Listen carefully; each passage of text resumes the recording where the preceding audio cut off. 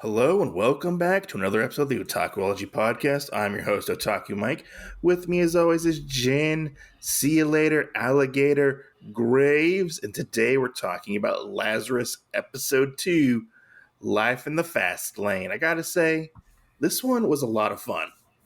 This episode was a lot of fun, I feel like. Yeah. So this one starting out for me wasn't exactly there. Yeah.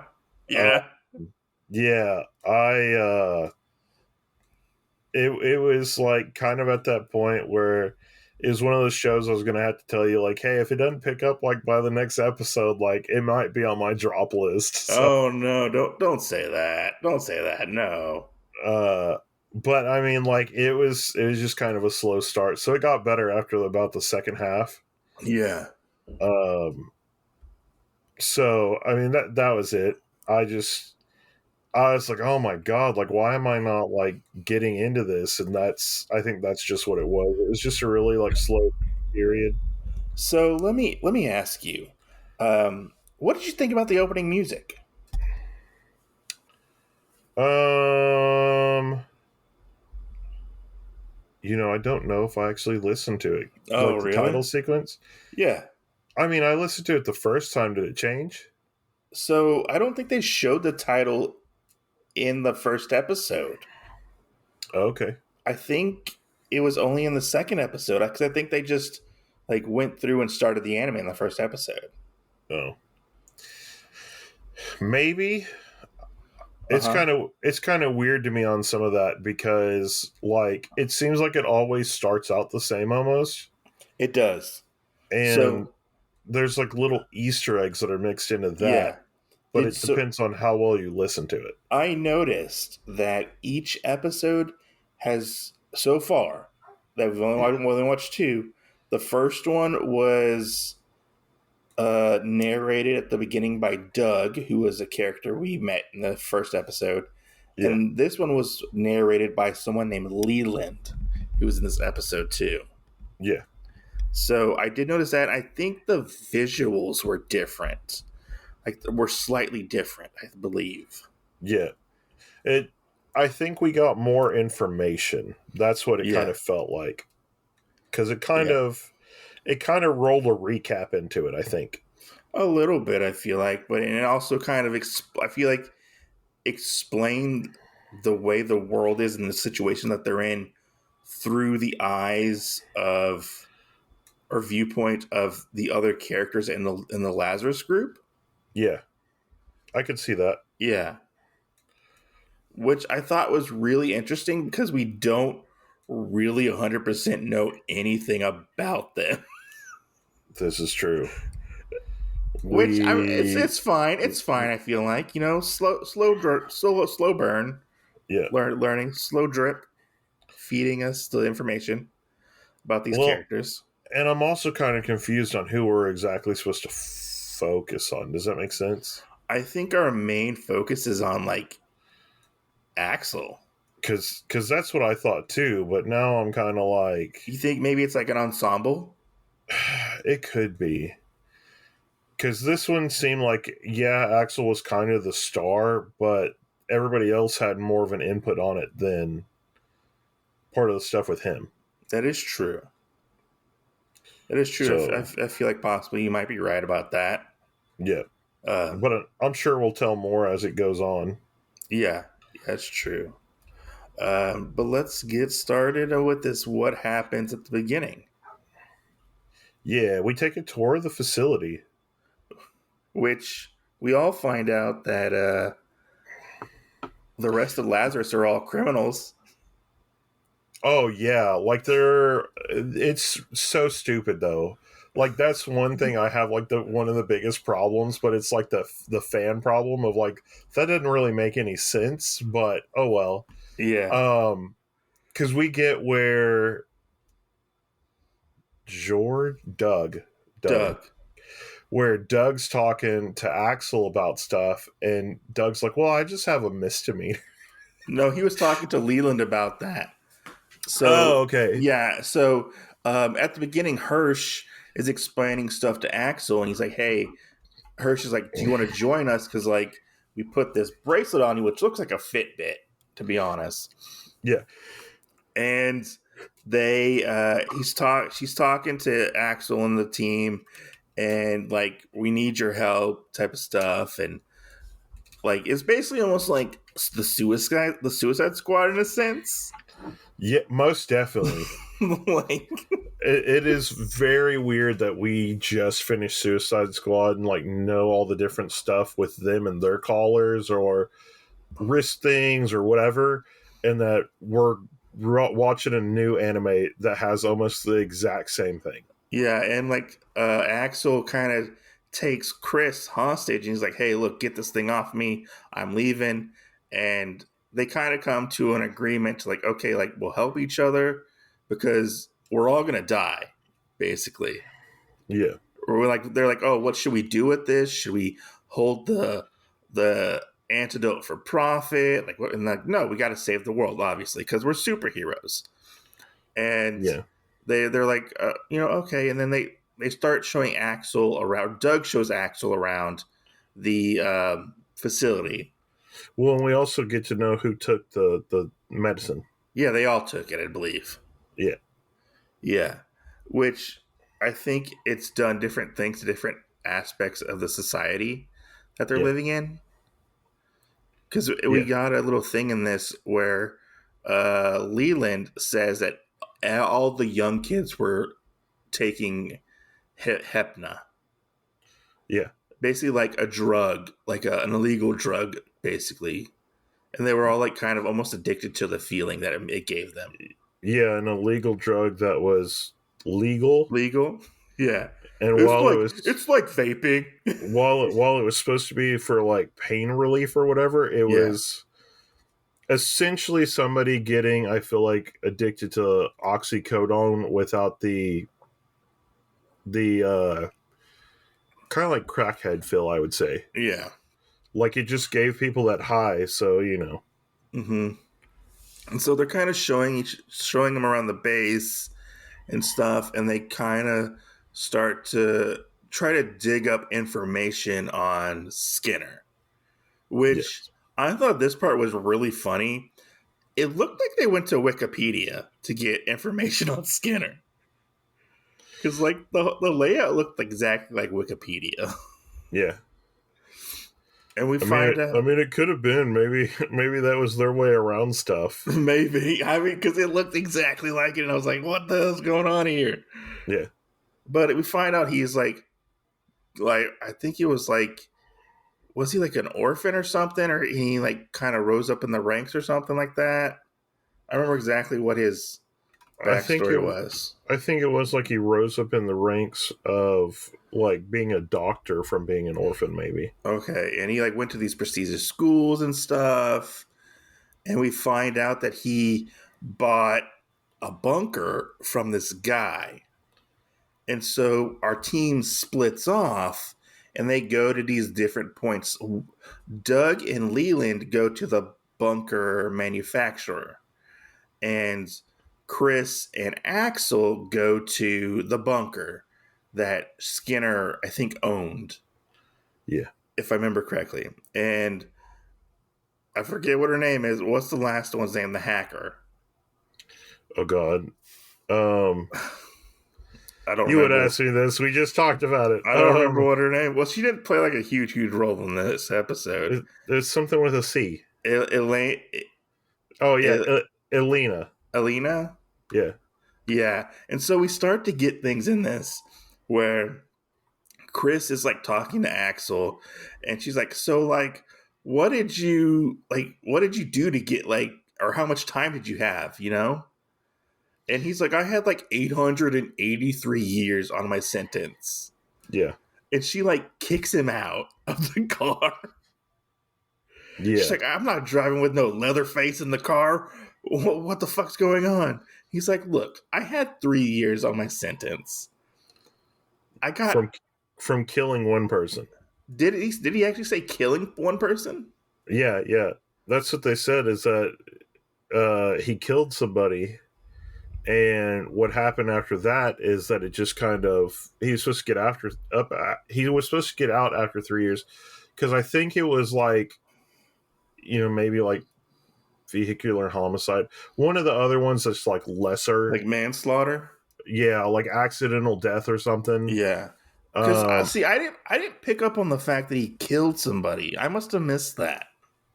yeah, because she kind of said that, and she asked him if he had ever killed people because of his sentence, and he said, yeah, I've only killed one. And then that's when she went into, no, you had to have done a lot more than that. You have to be like an axe murderer because you don't get a sentence that high because of it. Okay. Okay. Yeah. But Yeah, and we don't, and he was like, "No, my sentence doubled and tripled because they kept breaking out." That's what it was. yeah, yeah. Yeah. I don't remember if they say what she did exactly. No, I don't think we know what anybody else has done yet. Kind of. We know that Eleina, I forgot what her name was, Yeah, the hacker girl. She yeah, basically was like one of the biggest hackers in the world. yeah, She did like illegal stuff. yeah, Because we find out from Doug. Because we see from Doug and Leland talking that Leland basically did petty theft.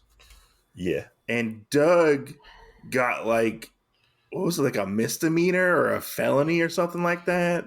Yeah, he got a misdemeanor for shit, I can't remember. I don't remember what he got a misdemeanor for. It was something that was kind of like stupid. Like Yeah. he did something and altered paperwork or something to a drug or something like when I heard it, I was like, and that's what they have you on?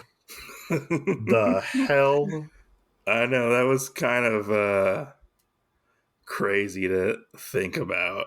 Yeah, Um, but yeah, it was interesting, like to sort of get information drip fed to us about these characters we're meeting for the second time, I guess, yeah, or for the first time in general.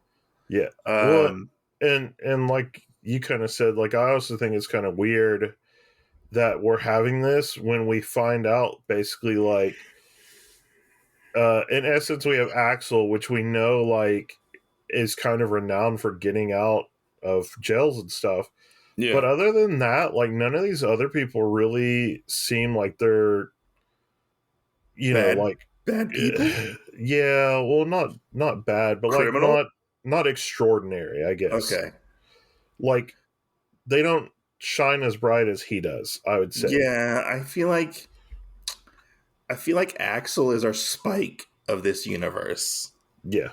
Because Spike kind of took a lot of the spotlight for a lot of the episodes. Yeah. Yeah. And Bebop, like I keep coming back to compare this to Bebop because, like, stylistically, musically, even character esque, like, like it's a different shade of Bebop. I feel Yeah. like it takes things from Bebop, and like one of them is like kind of his attitude, his movement, like it's very like Spike 2.0, which is not a bad thing. Yeah.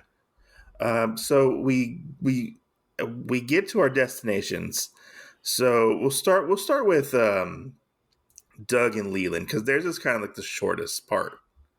Yeah. So Doug and Leland go to the manufacturer place, and Leland gets caught by this guy with a shotgun who looks a lot like Samuel L. Jackson. I was thinking the same Did you thing. thinking the same thing? Yeah, it's like why are we using a guy like this one? Well, here's the thing: like Shinichiro Watanabe, like took a lot of influence from like American cinema and when he did Bebop and other anime. Yeah. So like I can see that being in this because this takes place in America. Yeah. Like You know what this really reminds me of? what? Oh, I don't know if I'm gonna remember the name. Remember that manga that I had that I would send it to you? Like the pictures of characters that it was like a fighting manga. Mm, I don't Um remember. and like the big one that I sent you, like one of the fighters looked like Hulk Hogan. Oh, was that? Oh, was that like Coliseum? Yeah, yeah, yeah. Oh, I hated that manga. Like like some of the characters in this, the side characters remind me of that manga because No, you're I sitting there and did. you're like, that looks like Bruce Lee. That looks like Hulk Hogan. That looks like Vladimir Putin. That looks like, and you're like, so I mean, it's especially like in this whole instance where we see Leland backing up and then a kind of like a gun barrel kind of pops out, Yeah. and you're like, oh, and then they show the guy's face and it's like, oh, you better not say anything. Even the voice kind of matches, like that deep Samuel L. Jackson voice. It's not the same, Yeah. but it's close enough to go with the face that I totally agree with you on. Yeah, Samuel L. Jackson just like held this guy up at gunpoint. Yeah, yeah. And it's funny because like Doug gets surprised by what happened, and then we get this other guy jumping through the window looking for the guy who like is what like made the They're looking for the same guy. no, they're looking for a different guy. Oh yeah, so they're like Doug is looking for Skinner. Doug and Leland Yeah, are technically Skinner, but they're looking for the guy who made the bunkers. I forget what his name is. And these guys are repo like or debt collectors, I think they are, right? yes. They're debt collectors, and each of them, like one of them's like, "Man, he didn't pay me for my concrete job that I did." Yeah. Well, Yeah, and the weird thing is like how long ago that they said that they did it. yeah. But the guy just like jumps through the window. He's like, "I'm here for so and so," and they're like, "We're not here for him. We're Yeah, here for the." You're like, "What? yeah, You're not? You're yeah. not? And What?" I think this is one of the parts when I first saw it, I had to go back and rewatch this whole little part because I was like, wait, these guys aren't working together. No, they're not. They're like two different debt collectors, Yeah. So I which mean, is crazy to think about. like you come back to it and you're like, the hell? Yeah, which is funny. Like they're basically a dead end for all intents and Yeah, purposes. yeah, And then we get to Axel and Chris, and Axel and Chris go to the bunker, and they see this guy in the middle, the main part of this bunker. Was this the guy who the debt collectors were looking for? yes. Okay, that's what Yeah, I thought it I was was. waiting for you to ask that because I was like, yes. Okay, because like I Yeah. wasn't 100% sure.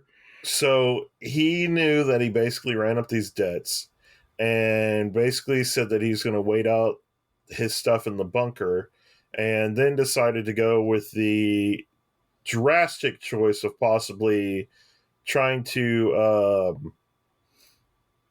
hurry up what Hepna's going to do He to tried to everybody. OD on Yeah. Hepna. Yeah. And we also find out like you can't OD on Hepna. No, you can't. Like it is the super drug that Did like it like make him fall asleep?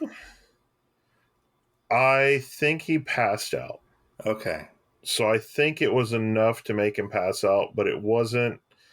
It's not ever going to be enough to like kill him because remember what it said, and uh, I don't know, I don't know in all the years of our friendship if I know, but like the effects, like they say in the thing, is it makes you high.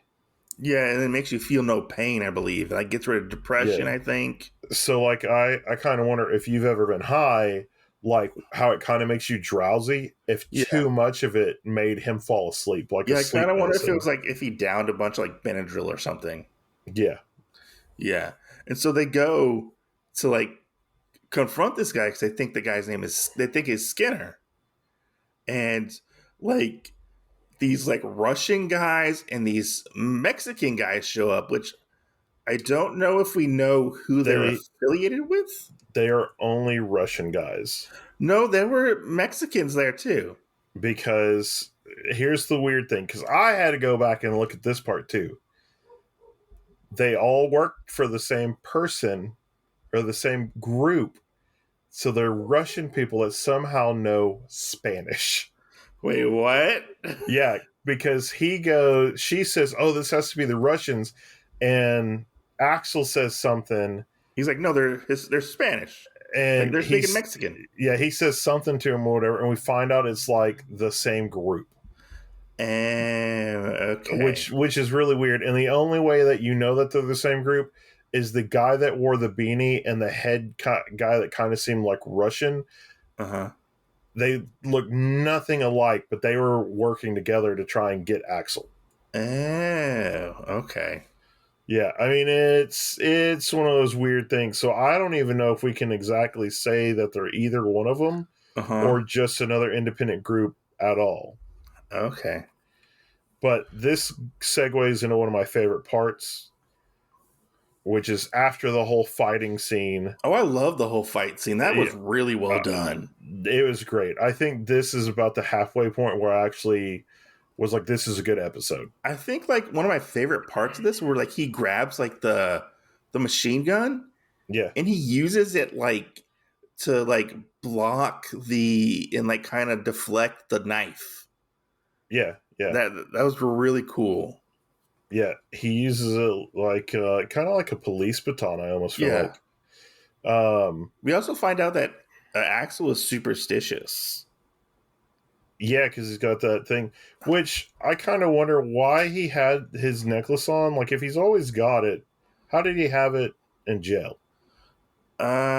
Maybe they let him keep one thing. I don't know.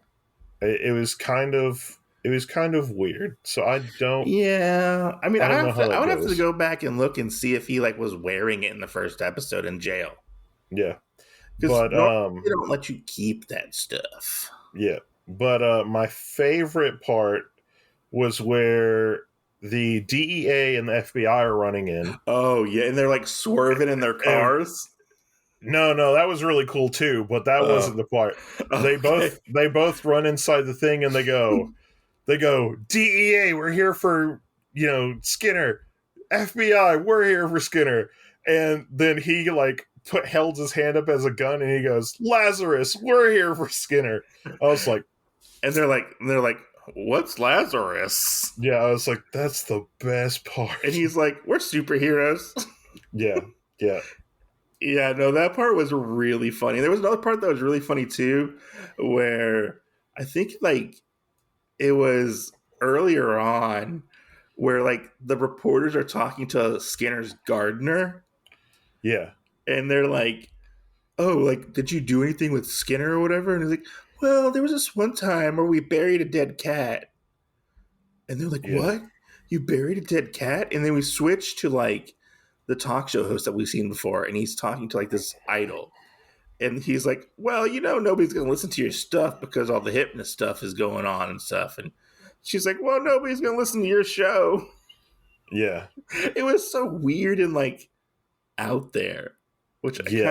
I kind of liked it. But yeah, Yeah, it was really weird. Like I was expecting either of them to get into a fight or something, and they never did that. So yeah. Yeah, no, it was interesting like how things came together in this and like they still don't have Skinner.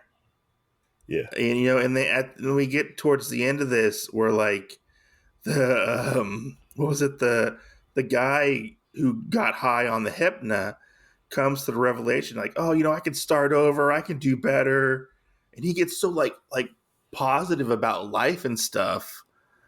And then he's like, oh wait, I only got like 30 days or whatever it is. I think it's yeah, 28 days now, I think. yeah. He got like redepressed. He's like, And oh, I he's got like, 30 days to live. I'm sad. And then we find out through a hacker girl, which I'm going to eventually learn her name, where they find Skinner, but there's a lot of Skinners, Yeah, like all over the planet. like all over the planet. And that's kind of like where we end, is like they hate starting from sort of ground zero at the sort of, kind of, or Yeah, back to square one. yeah. Well, and I'm really wondering because she also said, which I'm just going to tell you right now, her character right now I'm not a big fan of. I mean, yeah, she doesn't have really a lot of character development. Well, it just seems like everything she does is really slow, and I don't know if that's kind of on behalf of the voice actress or what, Huh. but like we have where she's telling us about there's three great hackers in the world, and she names them off, and the last one's like Maddie something or Mikey something or whatever. Yeah. And then she's like sitting there working on something or whatever. And she goes, "Oh yeah, and the last one's me." And I Hmm. was like, "You couldn't have said that earlier." Like you're thinking that there's other people besides her, and like I had already thought like, oh, she's going to be one of them, and then they kind of like almost pull off this thing where it's like, oh no, one of them's not going to be her, and it's like, oh Yeah. yeah, no, it is her. So that was a little, I would say, annoying in the middle of this just popping out. Yeah. I don't know. I mean, she just kind of seems like generic moe girl hacker Yeah, who sleeps in a tent. that's true. Because we see them all setting She up their rooms and stuff in the barbershop. well, and as we pick people out, she is very Edward. Yeah. Yeah. Not to the same extent as Edward, but she is very Edward. Yeah. No, I would kind of say that. Yeah. She's not as flamboyant and like, you know, oh, Yeah, but like she's basically Edward. Edward, if Edward was kind of scared of people. yeah, Yeah. Yeah. I mean, this was a really interesting episode. I feel like I liked it. I thought it was fun. The animation was really well done. Like when yeah. it gets going. And that's Yes, kind of what I liked about it. yeah. Like I said earlier, I think it just kind of had like a slow start. It very much feels like I'm watching an anime from the early 2000s. Like in Um, 99 2000 esque. I have no idea on that one. I just the feel I get like with like the animation and stuff and how everything's very like fluid and Yeah, I don't know. It just that's what it reminds me of. yeah, Yeah. I thought I would like to learn more about each character. I hope we get that moving forward. yeah, Because right now they're kind of sort of to an extent blank slates. Most of them are. yeah, yeah. Well, and I hope we get a little bit more of that too, because like I would say that's one of the negatives of us watching Creature Commandos before this is we did have stuff with that where they did cater like an episode to a backstory of a character. Yeah. And this one, if they're gonna try and do something like that, they're kind of starting off at a bad start. Well, I believe this one's going to be longer than 7 episodes. Yeah, yeah. From what I remember, um, let me look it up and see exactly. I think But as of right now, it's 13 episodes. yeah. I mean, but they So, do have like a lot of different things we could use as backstory in it. yeah. Or opportunities we could have had for backstory. Yeah, there are definitely a lot of different things I feel like, yeah, we could use for backstory. And we'll probably get that later on, to be honest. Like, we'll probably get that later on. And I like how, like, the team is not necessarily a team Yeah. like I thought they were. Like, and like, oh, Axel was coming in. No, like, I feel like, from what we gathered, like, they are like all picked, it seemed like, around the same time. Yeah. Well, and I don't even think that they were actually picked. I think it was, hey, who can I pull, out of this lineup that has something against them, Yeah. which is, the misdemeanors, the petty theft, like everything else. In that sense, I don't really feel like any of these characters, like I said before, are really that extraordinary to be on the team. It Yeah. just almost seems like it was happenstance that they joined the team, except for Axel. Yeah, I mean, they probably all got something because I don't think they're government affiliated with the government. No. I think they're kind of like off on their own because even the Yeah. government didn't know about them Yeah. unless they're super secret. Well, and that could be a thing too. So I guess we need more information on like hers. Yeah. Yeah, but I am looking forward to see where things go from here. Like, it was just fun. I love all the little touches with like the animation and stuff, like with the cars driving. Like I love Oh the. yeah. Go ahead. Well, bringing back up like what you said about the FBI and the DEA vehicles, Yeah. like that almost seemed like a choreographed like animated scene Yeah. because like down to a T, like the cars like were going back and forth, swerving in each other. I mean, you would have thought it would have almost been like the Blue Angels, which is the plane group in the sky Hmm. that they do the planes with all the stunts and stuff, and that's what that felt like. And I mean, we all know like no average police officer, DEA agent, FBI person in an anime is going to have stuff like that. So that Yeah. was something that kind of made it stand out pretty well too. I agree. I agree. Like the action was very fluid in this.